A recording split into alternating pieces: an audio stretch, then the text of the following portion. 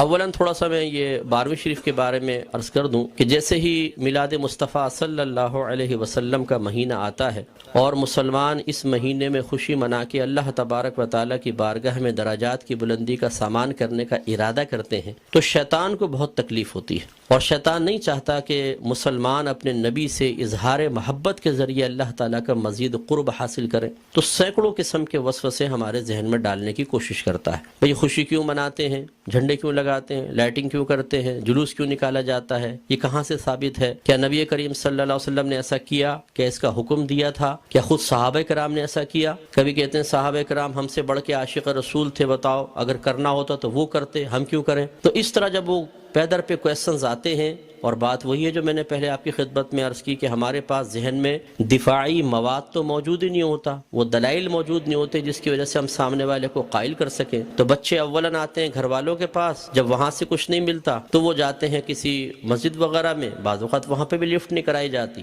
تو پھر آج کل علم حاصل کرنے کا سب سے پاورفل ذریعہ ہے سوشل میڈیا، پھر جا کے بیٹھ جاتے ہیں سوشل میڈیا پہ، اور وہاں پہ ہر طرح کا جاہل ترین آدمی بیٹھا ہوا ہے جس کو دین کی الف بے بھی نہیں آتی، اور معذرت کے ساتھ میں لفظ کہوں گا اس کو استنجا کرنا آتا نہیں ہے، اور وہ وہاں بیٹھا ہوا قرآن حدیث کے دلائل دے رہا ہے، اور پھر وہ الٹے سیدھے دلائل پڑھنے کے بعد تو اور انسان کا ذہن گڑبڑ ہو جاتا ہے۔ تو کچھ باتیں بس میں اس کے بارے میں عرض کر کے پھر اپنے بیان کی طرف آؤں گا۔ دیکھیں، میلاد مصطفیٰ صلی اللہ علیہ وسلم کی لغوی بحث کو چھوڑ کر ہم اس لفظ کو بولتے ہیں چند افعال و اعمال کے مجموعے پر کہ یہ ہم میلاد مصطفیٰ منا رہے ہیں۔ مثلا اس میں کھانا کھلانا، سرکار کے فضائل بیان کرنا، نعت خوانی کی محافل ہیں، جھنڈے لگانا، لائٹنگ کرنا، جلوس نکالنا، ان تمام چیزوں کے مجموعے کا نام رکھ دیا جاتا ہے میلاد مصطفیٰ، کہ یہ میلاد مصطفیٰ منا رہے ہیں۔ اور اگر دیکھا جائے تو اصل میں سرکار کی ولادت پاک کی خوشی ہم منا رہے ہوتے ہیں، اس کے لیے طریقہ اختیار کرتے ہیں، تو ان تمام کو کہہ دیتے ہیں جی میلاد کی محفل ہو رہی ہے، میلاد مصطفیٰ منا رہے ہیں۔ تو پہلی بات تو یہ کہ خوشی منانا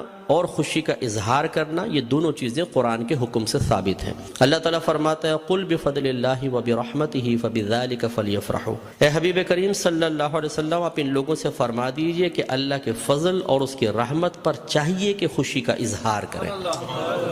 کہنے والا کون ہے؟ اللہ تبارک و تعالی۔ اور اگر میں آپ سے پوچھوں کہ اللہ کا سب سے بڑا ہم پر کیا گیا فضل کیا ہے اور اس کی نازل کردہ رحمت کیا ہے، تو ہر مسلمان بے اختیار کہے گا کہ ہمارے نبی کریم صلی اللہ علیہ وسلم سب سے بڑا اللہ کا فضل، سب سے بڑی اللہ کی رحمت کہ ہمارے سرکار کے قدموں سے ہمیں قرآن ملا ہے، ایمان ملا ہے، حتیٰ کہ اللہ تبارک و تعالیٰ نے اپنی معرفت بھی اس وقت تک چھپا کر رکھی جب تک اپنے حبیب کو ظاہر کرنے کا ارادہ نہ فرمایا۔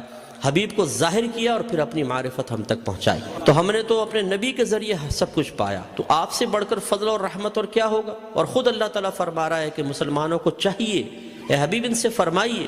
یقینی سی بات ہے کہ کافر کو تو مکلف نہیں بنایا جا رہا نا، مخاطب مسلمان ہی ہوں گے، کہ مسلمانوں سے کہیے کہ اللہ کے فضل اور اس کی رحمت پر چاہیے کہ خوشی کا اظہار کرے۔ اور دوسری آیت میں فرمایا وَأَمَّا بِنِعْمَةِ رَبِّكَ فَحَدِّثْ، اور اپنے رب کی نعمت کا خوب چرچا کرو۔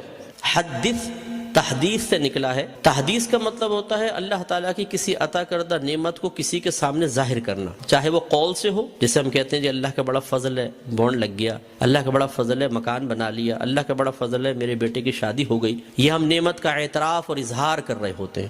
اور اسی طریقے سے مختلف اعمال و افعال سے بھی بعض اوقات تحدیث نعمت ہوتی ہے۔ ایک دفعہ ایک صحابی نبی کریم صلی اللہ علیہ وسلم کی خدمت میں آئے، جو پھٹے پرانے سے تھوڑے کپڑے پہنے ہوئے تھے، مفلوق الحال سے تھے، تو سرکار نے فرمایا کہ کیا تمہارے پاس کوئی مال نہیں ہے؟ عرض کیا رسول اللہ صلی اللہ علیہ وسلم الحمدللہ ہر طرح کا مال ہے، مویشی ہیں، دراہم ہیں، دنانیر ہیں، باغات ہیں۔ تو سرکار نے شاید فرمایا پھر اللہ کی نعمت کا اثر آپ پر ظاہر ہونا چاہیے، اپنے آپ کو ایسا نہ رکھو بلکہ ایسے لباس پہنو، ایسی عادات و اطوار رکھو، ایسا طور طریقہ رکھو کہ لوگ جان جائیں کہ اللہ تعالیٰ نے آپ کو نعمتوں سے نوازا ہے۔ تو بتائیے کہ جب میلاد مصطفیٰ صلی اللہ علیہ وسلم آئے تو کیا ہمیں اپنے نبی کی اس طرح خوشی کا اظہار نہیں کرنا چاہیے تاکہ یہ ظاہر ہو کہ اللہ تعالیٰ نے ہمیں اپنے نبی کی سب سے بڑی نعمت سے نوازا ہے؟ جب عام دولت کے لیے سرکار نے فرمایا تمہیں اللہ نے دولت دی ہے، اس کا اثر تم پہ ظاہر ہونا چاہیے، اس نعمت کا اثر ظاہر ہونا چاہیے، تو بتائیے کہ جب میرے سرکار تشریف لائے اس نعمت کا اظہار کیوں نہیں چاہیے؟ تو یہ دونوں چیزیں قرآن سے ثابت ہیں، تو خوشی منانا اور نعمت کا اظہار کرنا، جب اللہ تعالیٰ نے اس کا حکم دے دیا، اجازت دے دی، تو پھر ہر وہ طریقہ اختیار کرنا جائز ہوگا جس کو قرآن اور حدیث نے منع نہیں کیا ہے۔ یہ اچھی طرح اصول یاد رکھیے، کسی چیز چیز کے جائز قرار دینے کے لیے دلیل نہیں چاہیے ہوتی، کسی چیز کو ناجائز قرار دینے کے لیے دلیل درکار ہے۔ مثال کے طور پر میں آپ سب سے پوچھتا ہوں، جو آپ نے ٹوپیاں پہن رکھی ہیں جائز ہے کہ ناجائز بتائیں؟ بولیں،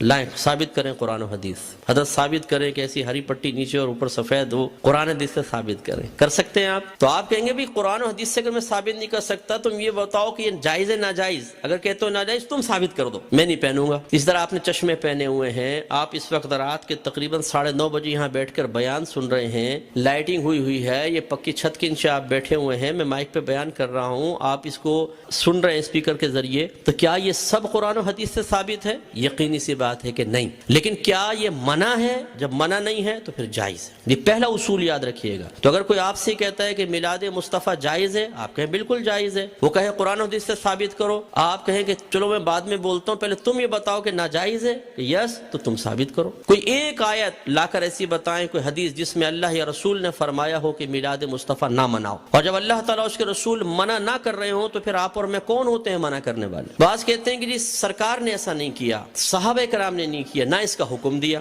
یاد رکھیں یہ بھی کوئی قاعدہ ضابطہ نہیں ہے کہ اللہ کے نبی حکم دیں تو ہم کریں، حکم نہ ہو تو نہیں کر سکتے۔ صحابہ کرام کریں تو ہم کر سکتے ہیں، صحابہ کرام حکم دیں تو ہم کر سکتے ہیں، ورنہ نہیں کر سکتے۔ یہ کوئی ضابطہ قاعدہ نہیں ہے۔ اصل چیز وہی ہے جو میں نے آپ کو بتائی کہ اگر اللہ تعالیٰ اس کے رسول نے منع کیا ہے تو منع ہوگا، اور اگر منع نہیں کیا تو بالکل جائز ہوگا۔ اب میں اس کی آپ کو تھوڑی سی مثالیں بتاتا ہوں۔ دیکھیں آپ کی مسجدوں پہ گنبد اور مینار بنتے نہیں بنتے؟ آپ پوچھیں، کویسچن کریں، ہر مکتب فکر کی عبادت گاہ کے اوپر گنبد اور مینار ہیں، کیا اللہ کے نبی نے اس کا حکم دیا تھا؟ صحابہ کرام نے حکم دیا؟ یا اللہ کے نبی نے بنائے یا صحابہ نے بنائے؟ نہیں، یہ بہت بعد کی ایجادات اور ہر مسجد کے اوپر ہیں۔ یہ کیسے بدعت اور ناجائز کیوں نہیں ہو جاتے؟ قرآن پاک پہ زبر زیر پیش سرکار کے دور میں نہیں تھا، نہ صحابہ کے دور میں، بہت بعد میں لگے ہیں۔ 6 کلمے سرکار کے دور میں باقاعدہ اس طرح مرتب شدہ نہیں تھے، یہ بعد میں ہے۔ ایمان مفصل، ایمان مجمل پہلے نہیں تھی، یہ بعد میں ہے۔ اور اگر سرکار کے ہی دور کو لے لیں، سرکار نے قرآن کو مجتمع نہیں کیا تھا، صدیق اکبر کے دور میں ہوا ہے۔ سرکار کے دور میں، صدیق اکبر کے دور میں تراویح 20 رکعت ایک امام کے پیچھے نہیں ہوتی تھی،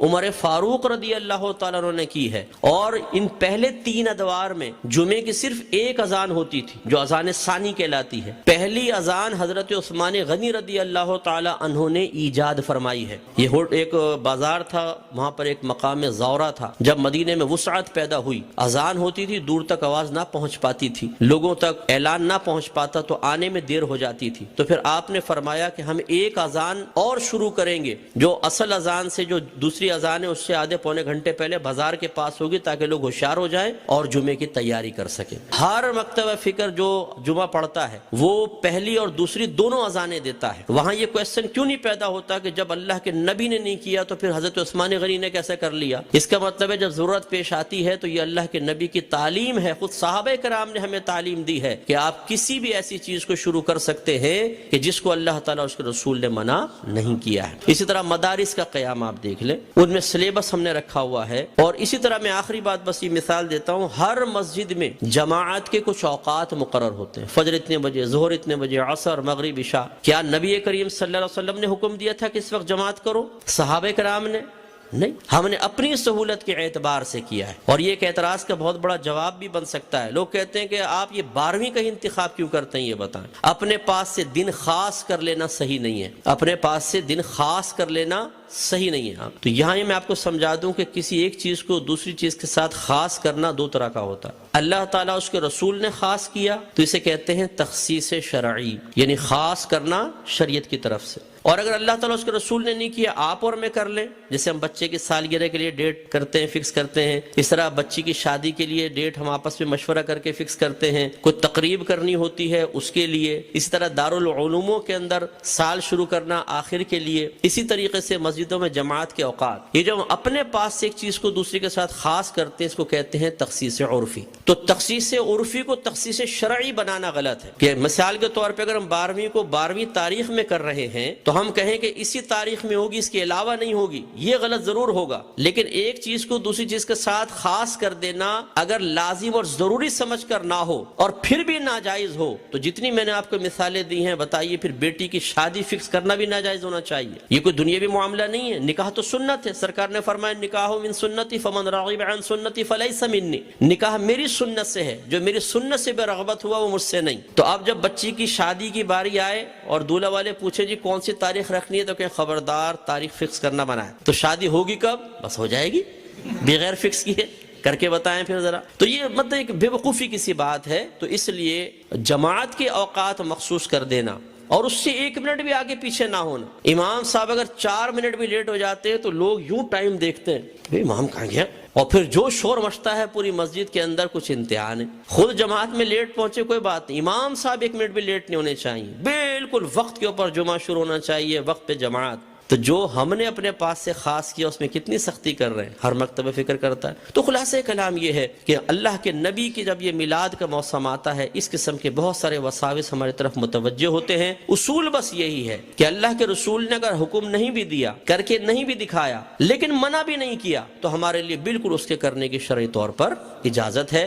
اگر حکم کا انتظار کریں تو پھر ہر چیز کے اندر غلام کو حکم کا انتظار کرنا چاہیے. اور جب آپ حکم ڈھونڈنے کی کوشش کریں گے تو کاروبار زندگی رک جائیں گے. ہزارہ چیزیں ایسی ہیں جن میں سرکار کے احکام موجود نہیں ہیں. تو بس اصول شرعی یہ ہوتا ہے کہ جہاں سرکار کا حکم موجود نہ ہو، خاموشی اختیار فرمائی ہو، منع نہ کیا ہو، یہ اس کے جائز ہونے کی دلیل ہوتا ہے. تو میلاد مصطفیٰ منائیے. الحمدللہ جنہوں نے یہ کیا ہے انہوں نے فیض پایا ہے. ابو لہب جیسا شخص آپ جانتے ہیں کافر تھا، سرکار کا چچا تھا، کافر شخص تھا اور بدترین کافر، دشمن اسلام. لیکن جب اس کی لونڈی ثویبہ نے آ کے خوشخبری دی کہ مبارک ابو لہب تیرے ہاں بھتیجا پیدا ہوا ہے، اس نے ہمارے نبی کی خوشی میں آزاد نہیں کیا تھا، اپنے بھتیجے کی خوشی میں کیا تھا. لیکن وہ بھتیجا تھا تو اللہ کا نبی. تو اللہ تبارک و تعالی نے اس کو اس برکت سے نوازا کہ جب اس کا انتقال ہوا اور یہ جہنم میں گیا ہے، اس کے خاندان والوں میں سے کسی نے اس کو خواب میں دیکھا تو پوچھا کہ ما فعل اللہ بکا، اللہ تبارک و تعالی نے تیرے ساتھ کیا معاملہ کیا؟ تو اس نے جواب دیا کہ بہت سخت عذاب میں ہوں،